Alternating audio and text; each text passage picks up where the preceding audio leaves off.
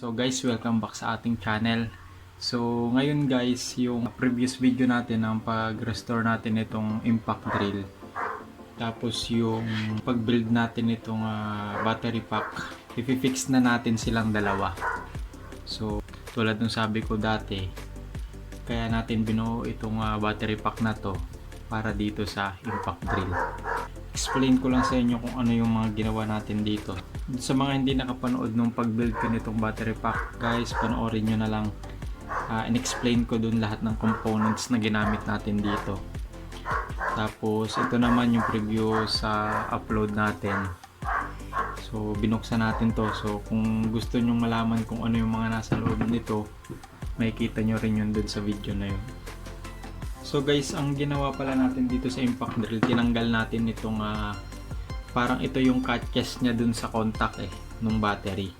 So dito nag-i-slide yung catches ng battery para magkaroon siya ng contact dito. So tinanggal natin siya, nakasalpak lang yung dalawang terminal na to dito. So tinanggal natin. Tapos binalutan lang natin ng electrical tape siya para hindi siya mag-short. Tapos itong output terminal ng BMS, naglagay lang tayo ng speed terminal. So saktong-sakto naman to dito. Kanina kasi tinesting ko to, ayaw na niyang matanggal. So bahala siya, dyan na siya.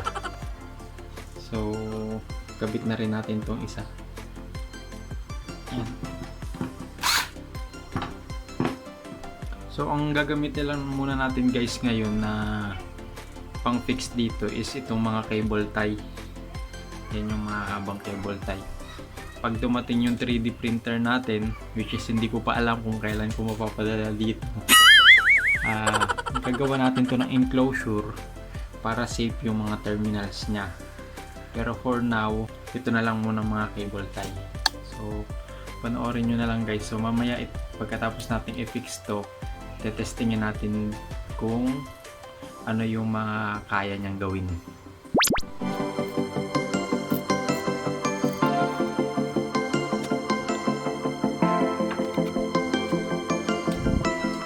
So guys, paglayuin lang natin yung dalawang terminal para sigurado tayo na never silang mag-short.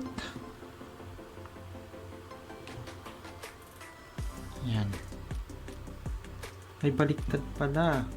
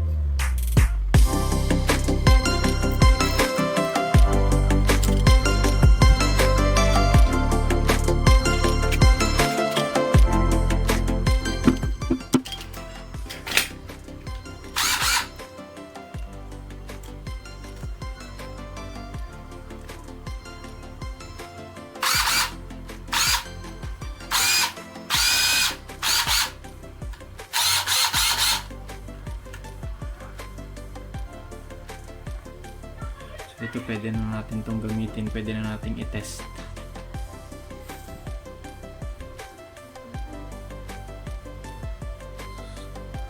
Pulutan lang siguro natin ng electrical tape itong mga terminals para safe.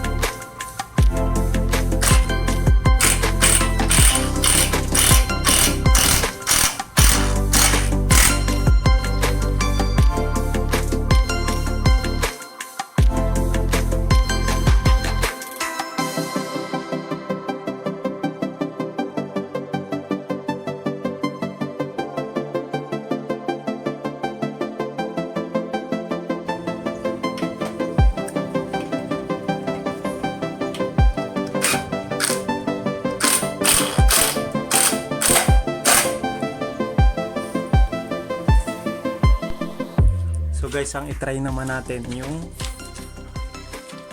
intake screw naman.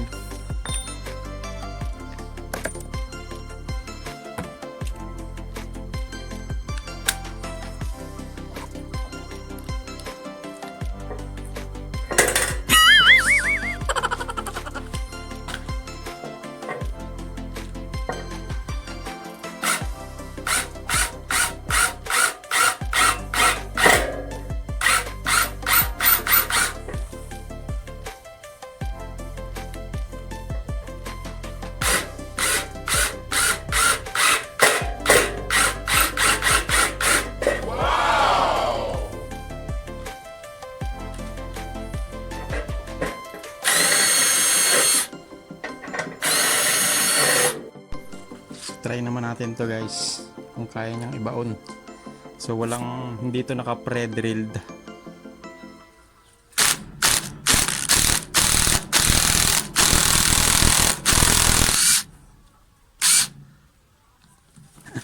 Naputol niya. Putol. Sapa. So ito guys, isa pa.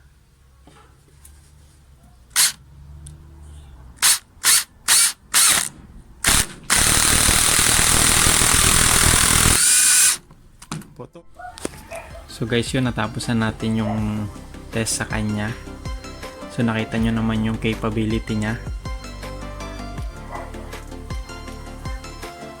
So salamat guys sa inyong panonood. Kung nagustuhan nyo tong video na to, i-like nyo na lang at consider subscribing din sa aking channel. Thank you!